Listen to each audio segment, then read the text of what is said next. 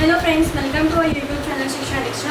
आज जो हम एमटीपीसी की सीरीज़ क्वेश्चन सीरीज़ कर रहे थे उसका फोर्थ भाग लेके चलेंगे। जो प्रीवियस ईयर क्वेश्चंस की जीएस के जो भी क्वेश्चंस हैं वो कंटिन्यू करेंगे। वीडियो को स्टार्ट करने से पहले अगर आपने अभी तक अनअकैडमी का सब्सक्रिप्शन नहीं लिया है तो आप उसको लीजिए, क्योंकि पेपर अक्टूबर स्टार्ट हो ही गया है। फिर दिसंबर में आपका पेपर है एमटीपीसी का, तो ताकि आपकी प्रिपरेशन अच्छे से चलती रहे। रिवीजन इस टाइम ज़्यादा ज़रूरी है।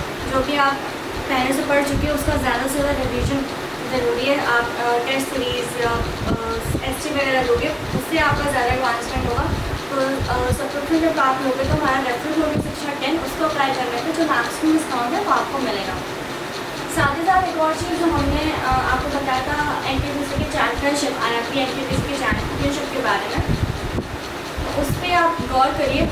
आपके लिए बेनिफिशियल है। तो दोनों तरीके से आपको टेस्ट भी देने पड़ेंगे, क्योंकि फ्री एनरोलमेंट है, कोई चार्जेस नहीं है। टेस्ट भी आप दे सकोगे और अगर आपका स्कोर अच्छा रहा, आप टॉप 3 में आए, तो आपको 1 ईयर की फ्री 1 ईयर आईआईटी सब्सक्रिप्शन मिलेगा जो टॉप 3 में स्टूडेंट्स आएंगे। ठीक, तो जितने भी सब्जेक्ट है, मैथ्स, रीजनिंग, जीएस, साइंस, सबके प्रीवियस ईयर क्वेश्चन कराए जाएंगे हमारे टॉप एजुकेटर्स के द्वारा। फ्री होगा टेस्ट, जैसा कि मैंने आपको बताया। टाइमिंग वगैरह दी है, सारी चीज़ें दी हुई हैं। जीएस की भी जैसे कि रहती है, अलग टीचर्स कराएंगे, सिस्टमैटिकली सारी चीज़ें चलेंगी। दूसरा यही कि 24 सितंबर से 15 अक्टूबर जो भी हमारे टॉप एजुकेटर्स है, फैकल्टी है, वो ये कंडक्ट कराएंगे। आपके बेनिफिशियल आप टेस्ट भी दे सकोगे, साथ ही साथ प्रिपरेशन भी होगी। और अगर आपका स्कोर अच्छा रहा, आपने अच्छा परफॉर्म किया, टॉप 3 में आ पाए, तो आपको फिर सब्सक्रिप्शन मिलेगा 1 साल की। तो ये देखिएगा, गौर करिएगा। तो स्टार्ट करते हैं हमारी वीडियो। पहला क्वेश्चन है, वायु में ध्वनि की गति की तुलना में अधिक तेजी से गति करने वाली वस्तु गैस के रूप में जानी जाती है। मतलब ऐसी कौन सी चीज़ है जो ध्वनि की गति की तुलना में ध्वनि की गति से भी अधिक होती है? तो कौन सी? ऑप्शन है सोलर, अल्ट्रासोनिक, इंफ्रासोनिक या फिर सुपरसोनिक। आंसर क्या हो जाएगा? सुपरसोनिक। सुपरसोनिक ऐसी गति है जो हमारी जो ध्वनि की गति होती है उससे भी ज़्यादा तेज होती है। और दूसरी चीज़, एक चीज़ ये, एक तो सुपरसोनिक, एक होती है हाइपरसोनिक। हाइपरसोनिक में क्या होता है? ध्वनि की गति का 5 टाइम्स, ध्वनि की गति का 5 गुना अधिक तेज होती है, जो उसको बोलते हैं क्या? हाइपरसोनिक।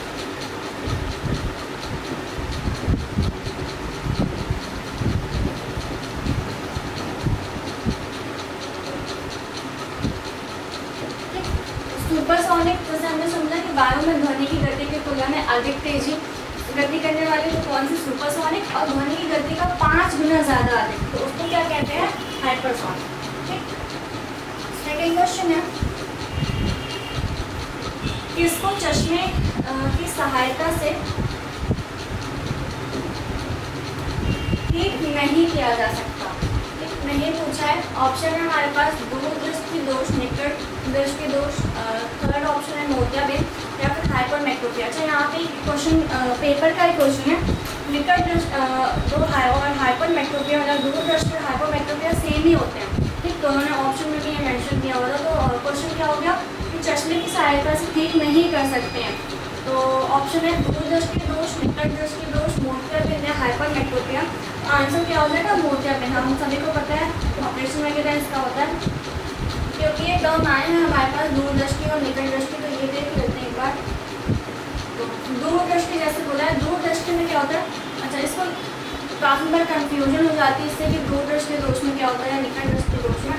तो दूरदृष्टि दोष में जो मेंशन वर्ड है दूर वाला, तो इसमें जो दूर की वस्तुएं हैं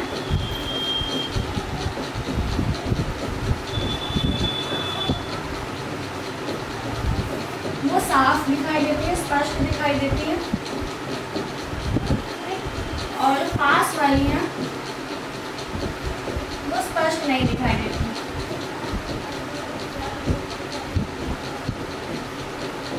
दूरदृष्टि में क्या, जो भी पहला वर्ड है दूर वाला, तो उसमें जो दूर की दृष्टि है वो वस्तुएं वो स्पष्ट दिखाई देती है, और जो पास वाली हैं वो स्पष्ट नहीं दिखाई देती। ठीक, अब क्योंकि दोष की बात है तो वो आता है कि कौन सा लेंस किसके उपयोग से इसको सही किया जाता है। तो दूरदृष्टि में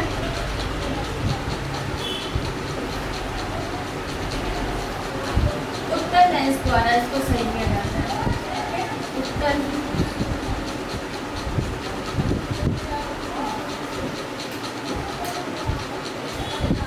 लेंस यानी कॉन्वेक्स लेंस। दूर दृष्टि दोष जिसमें दूर की वस्तु स्पष्ट दिखाई देती है, निकट की नहीं, किस लेंस द्वारा? उत्तल लेंस द्वारा यानी कॉन्वेक्स लेंस।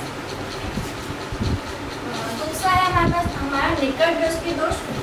तो निकट में जैसे मैंने बताया कि जो वर्ड है निकट,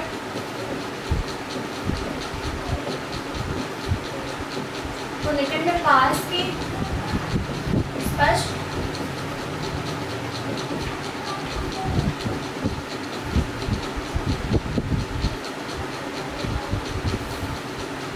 और दूर की धुंधली या अस्पष्ट। ठीक है, और इसको किस लेंस द्वारा करते हैं? निकट दृष्टि दोष को अवतल लेंस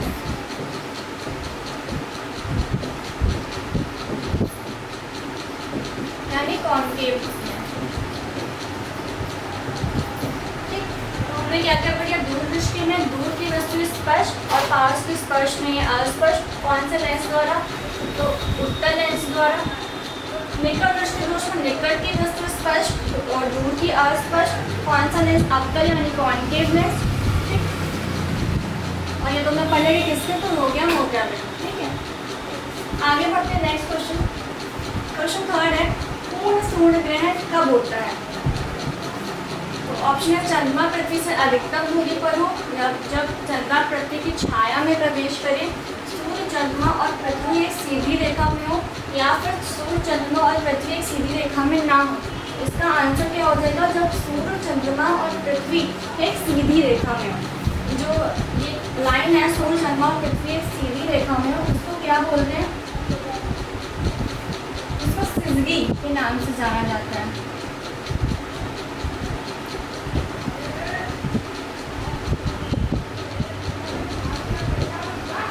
सिजगी या इसको हिंदी में कहते हैं यति वियति। यति वियति मतलब जब सूर्य चंद्रमा पृथ्वी एक सीधी रेखा में हो। ठीक है, नेक्स्ट क्वेश्चन। मानव हाइपोथैलेमस ग्रंथि कहाँ होती है? ऑप्शन है हमारे पास उदर के ठीक नीचे, गर्दन के निचले हिस्से में, मस्तिष्क में उपस्थित, या फिर श्वास नली से जुड़ी। तो इसका आंसर क्या हो जाएगा? मस्तिष्क में उपस्थित। हाइपोथैलेमस जो ग्रंथि है, हाइपोथैलेमस हार्मोन एक ऐसा हार्मोन है जो हमारे शरीर की शरीर के कुछ अंगों को नियंत्रित करता है, जो मस्तिष्क के भाग मस्तिष्क में प्रेजेंट होता है। तो हाइपोथैलेमस हार्मोन हमारे शरीर के जैसे क्या क्या कार्य करता है? तापमान नियंत्रण,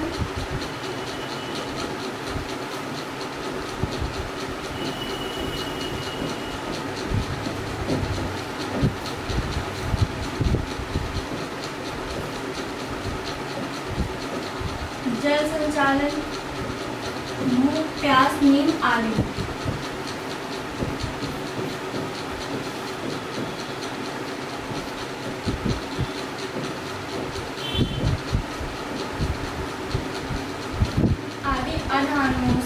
के लिए उत्तरदायी होता है। ठीक, तो क्या क्या होगा? मस्तिष्क में उपस्थित है, तापमान नियंत्रण, जल संचालन, भूख प्यास नींद आदि को व्यवस्थित करता है।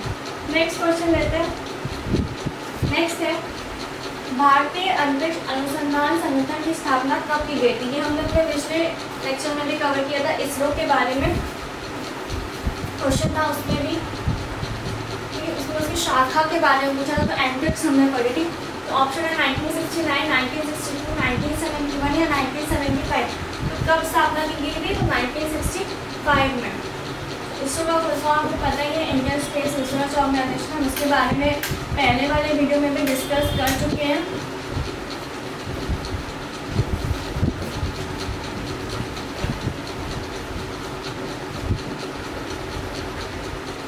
स्थापना हो गई 1969 में। हेडक्वार्टर हमने पढ़ा था बैंगलोर, कर्नाटका।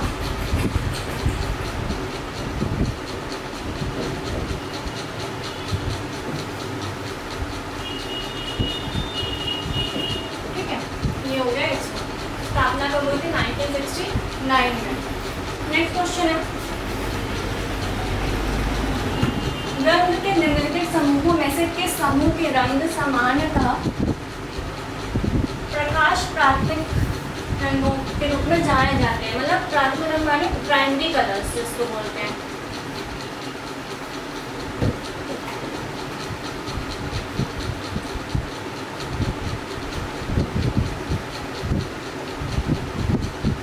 ऑप्शन है हमारे पास काला, सफेद, लाल, सफेद, पीला, नीला, लाल, हरा, नीला या लाल, हरा, काला। तो इसका आंसर क्या हो जाएगा? लाल, हरा, नीला। इसको याद कैसे कर सकते हैं? एक वर्ड याद कर लिए इसमें, नीला। तो उससे याद हो जाएगा नील से नीला, ला से लाल और ह से हरा।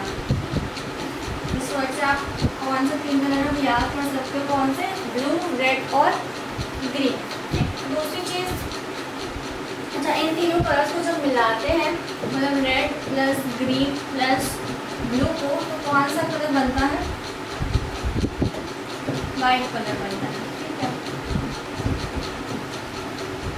तो कौन से प्राइमरी कलर होते हैं? नीला, यानी ब्लू, रेड और ग्रीन। नेक्स्ट क्वेश्चन लेते हैं, मछली के हृदय में कितने कक्ष होते हैं? ये क्वेश्चन मतलब सेम क्वेश्चन तो नहीं, एम्फीबियंस से आया था। एम्फीबियंस यानी जो दोनों पानी और लैंड में रह सकते हैं, उससे एक क्वेश्चन आया था। अभी जो समीक्षा अधिकारी का पेपर हुआ था उसमें एक क्वेश्चन हुआ था एम्फीबियंस के बारे में, उनके कितने कक्ष होते हैं। तो इसमें मछली के बारे में पूछा, तो क्या मछली के हृदय में कितने कक्ष होते हैं? 4, 2, 1 या 3? तो आंसर क्या हो जाएगा? 2।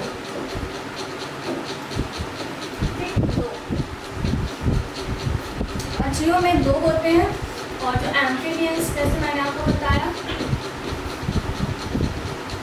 फ्रॉग वगैरह होते हैं, उनमें कितने होते हैं? 3, और बर्ड्स में 4। तो मछली का याद है कि हृदय में कितने कक्ष होते हैं? तो 2। नेक्स्ट क्वेश्चन है, रेड डेटा बुक क्या है? रेड डेटा लिस्ट हमने अपने पहले एनटीपीसी वाले वीडियो में पढ़ा था, आईसीएन से रिलेटेड। अभी देखते हैं, वो कवर करेंगे। रेड डेटा बुक में क्या चीज़ें आती हैं? तो ऑप्शन है सूखाग्रस्त क्षेत्रों से संबंधित दस्तावेज, अत्यधिक प्रदूषित क्षेत्रों का ब्यौरेवार दस्तावेज, जानवरों, पौधों आदि के दुर्लभ और लुप्त प्राय प्रजातियों का ब्यौरेवार, या फिर भूकंपीय क्षेत्रों से संबंधित दस्तावेज। तो आंसर क्या हो जाएगा इसका? सी ऑप्शन, यानी जानवरों, पौधों आदि के दुर्लभ और लुप्त प्राय प्रजातियों का ब्यौरेवार। हमने पढ़ा था अपने फर्स्ट वीडियो में IUCN के बारे में, जिसमें जानवर, पौधे और कुछ स्पीशीज़ को वर्गीकरण किया जाता है। वर्गीकरण कितने? 9 भागों में किया जाता है। सारी चीज़ें पहले देख लेते हैं एक बार थोड़ी इसकी। जैसे दिया है कि रेड डेटा बुक किसी देश या राज्य की सीमाओं के अंतर्गत विद्यमान दुर्लभ और संकटग्रस्त जीवों, पौधों और फफूंदी की प्रजातियों के साथ साथ कुछ स्थानीय उप प्रजातियों के प्रलेखन के लिए स्थापित के राजकीय दस्तावेज है। ठीक है, इसको red list, red data list कहते हैं।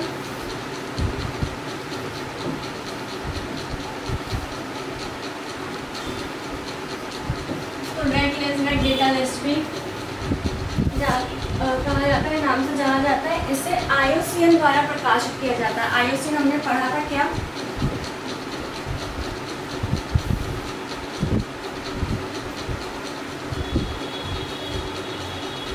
IUCN इंटरनेशनल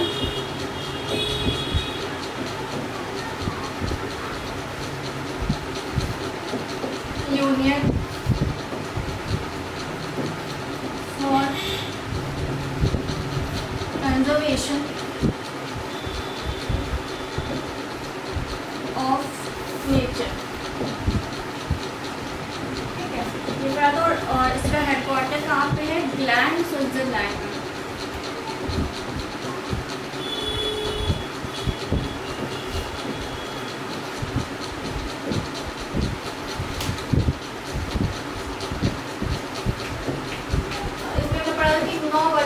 विभाजित किया जाता है। 9 वर्गों की लिस्ट होती है, सारे स्पीशीज वगैरह की वो। तो ठीक है, ये हो गया। आगे बढ़ते हैं।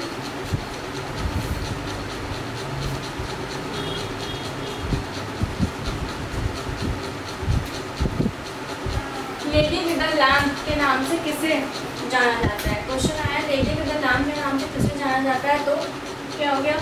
ऑप्शन है सरोजनी नायडू, मैडम कामा, एनी बेसेंट या फ्लोरेंस नाइटिंगेल। तो आंसर क्या हो जाएगा? Lady with the lamp. इसे किसे जाता है? फ्लोरेंस नाइटिंगेल को। ठीक है, तो सरोजनी नायडू जी है, तो ये हमारी इनके बारे में थोड़ा देख लें। ये पहली इंडियन वीमेन थी जो कांग्रेस की अध्यक्ष बनी थी। तो अगर इंडियन का बोला उससे फर्स्ट पूछो तो वो एनी बेसेंट थी, और इंडियन वीमेन अगर बोला हो तो वो कौन सी? Sarojini Naidu, first Indian women president.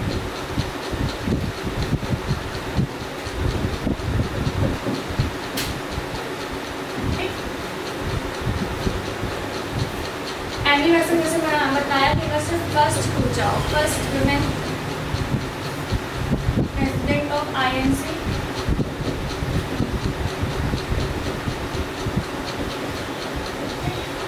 पहली महिला पूछी हो तो एनी बेसेंट, और पहली भारतीय महिला पूछी हो तो सरोजनी नायडू। ठीक है, सरोजनी नायडू को भारत कोकिला के नाम से भी जाना जाता है। ठीक है,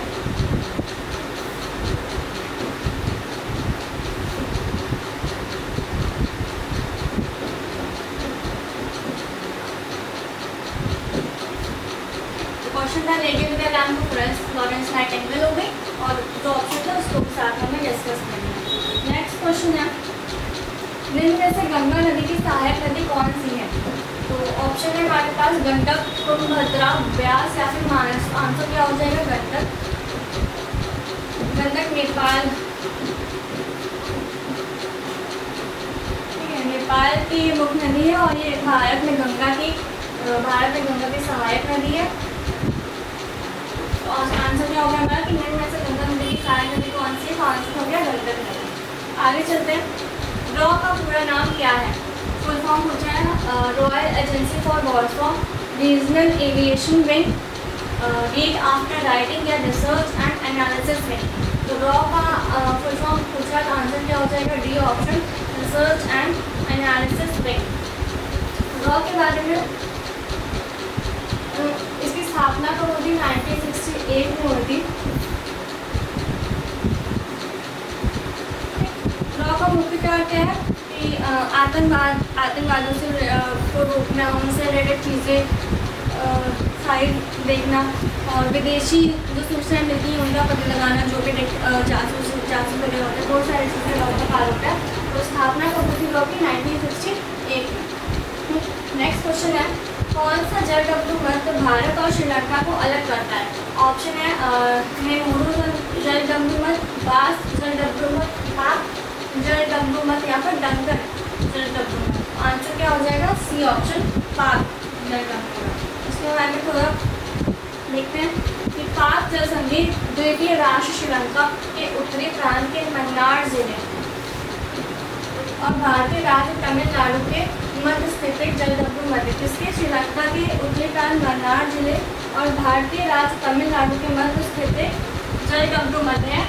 यह जल संधि उत्तर पूर्व में बंगाल की खाड़ी को दक्षिण पश्चिम में पाक खाड़ी से जोड़ती है। ये थ्योरी थी, इससे पॉइंट इंक्लूड किया गया क्योंकि रीजन्स बताए हैं कहाँ पे है, तो इसलिए इंक्लूड किया है, ये देख लीजिएगा आप। नेक्स्ट क्वेश्चन पे चलते हैं। लोहे पर जंग लगना एक सामान्य उदाहरण है। कौन सी क्रिया होती है लोहे पे जंग लगना? मतलब रस्टिंग ऑफ आयरन।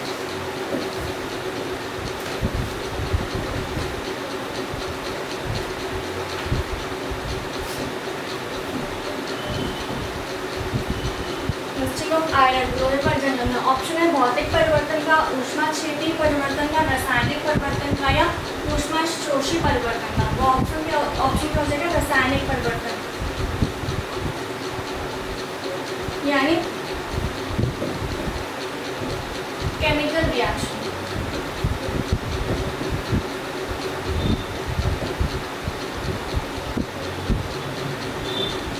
ठीक है, जंग लगना कैसा है? हमने पढ़ा कि रासायनिक परिवर्तन है, यानी केमिकल रिएक्शन होता है जिसमें आयरन ऑक्साइड में कन्वर्ट हो जाता है। इसमें आयरन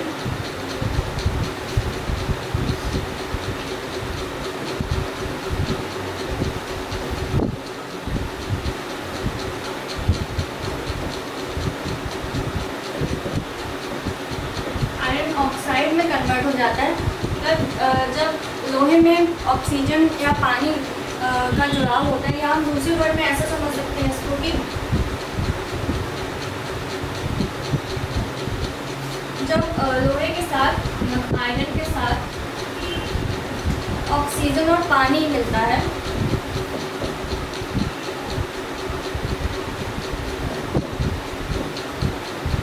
ऑक्सीजन और पानी मिलता है,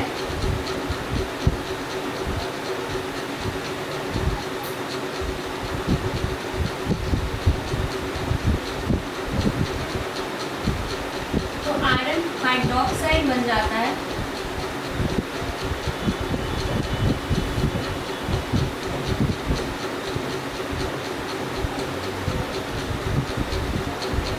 जब लोहे के साथ ऑक्सीजन और वाटर, मतलब आयरन के साथ ऑक्सीजन और वाटर मिला तो आयरन हाइड्रोक्साइड बना, और यही आयरन हाइड्रोक्साइड सूखने के बाद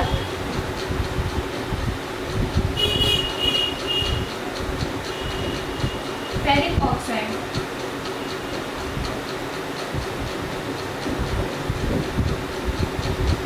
फेरिक ऑक्साइड बन जाता है। इसी फेरिक ऑक्साइड को हम रस्ट कहते हैं, मतलब जंग कहते हैं।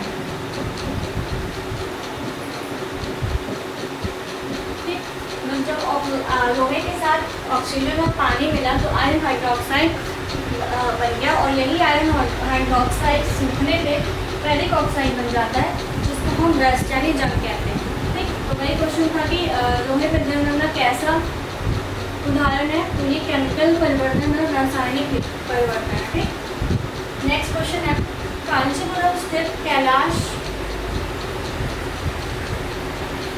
कैलाशनाथ मंदिर किस वंश के दौरान बनाया गया था?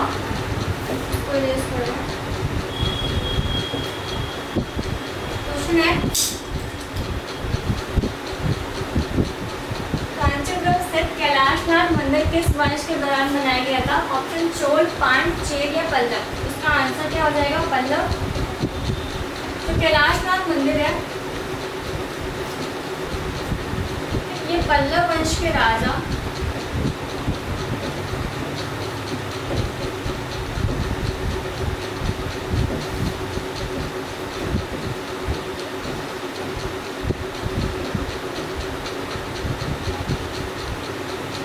नरसिंहवर्मन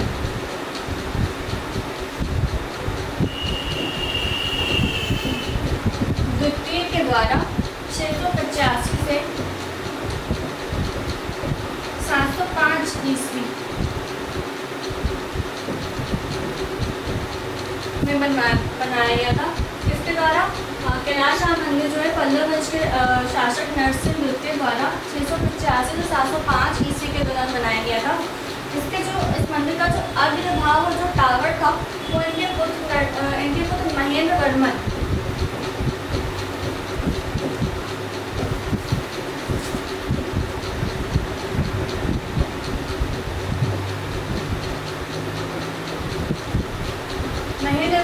तृतीय द्वारा पूरा कराया गया था। जो भी पहले जो मंदिर बना था वो नरसिंह वर्मन द्वितीय द्वारा 685 से 705 ईस्वी में बनाया गया, पर मंदिर का जो अग्रभाग और जो टावर था वो इनके पुत्र महेंद्र वर्मन तृतीय द्वारा पूरा कराया गया था। ठीक, ये मंदिर कहाँ? तमिलनाडु में स्थित है।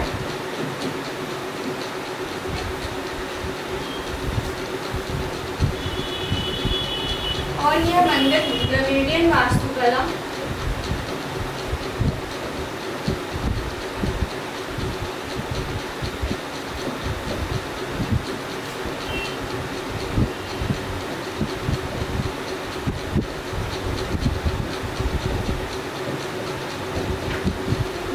द्रविडियन वास्तुकला शैली से निर्मित शिव भगवान को समर्पित एक हिंदू मंदिर है।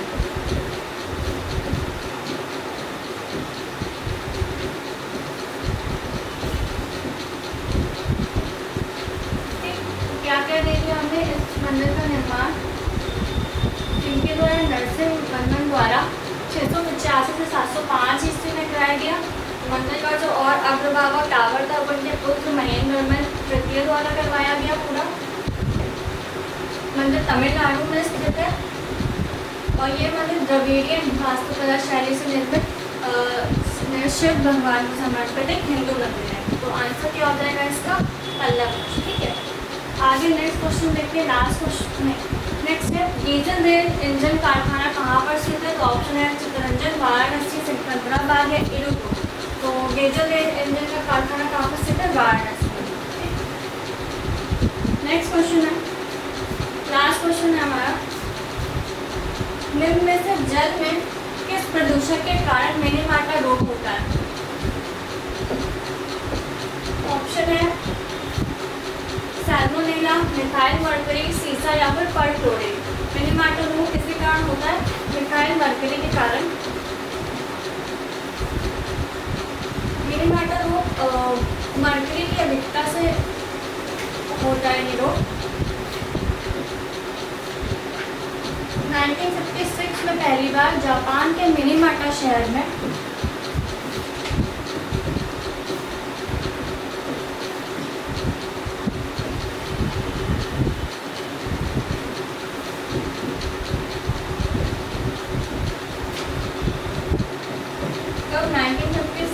जापान के मिनीमाटा शहर में पहली बार इसका पता चला था, जब जल में मिथाइल मर्करी की अधिकता से ये रोग फैल गया था।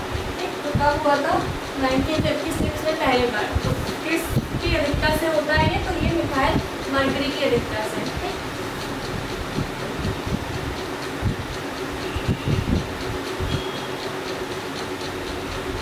Methyl mercury. ठीक, तो ये थे आज का हमारा वीडियो। जितने क्वेश्चंस कवर करने थे वो हमने इसमें कवर करे, वही प्रीवियस क्वेश्चन पेपर के हैं 2017 के। तो आई होप आपको वीडियो पसंद आई होगी। आप देखेगा कि आपका स्कोर क्या रहा। वीडियो को लाइक करेगा, ज़्यादा से ज़्यादा शेयर करेगा, हमारे चैनल को सब्सक्राइब करना मत भूलिएगा। तब तक के लिए मिलते हैं अगले सेशन में। तब तक के लिए पढ़ते रहिए, सीखते रहिए शिक्षा दीक्षा।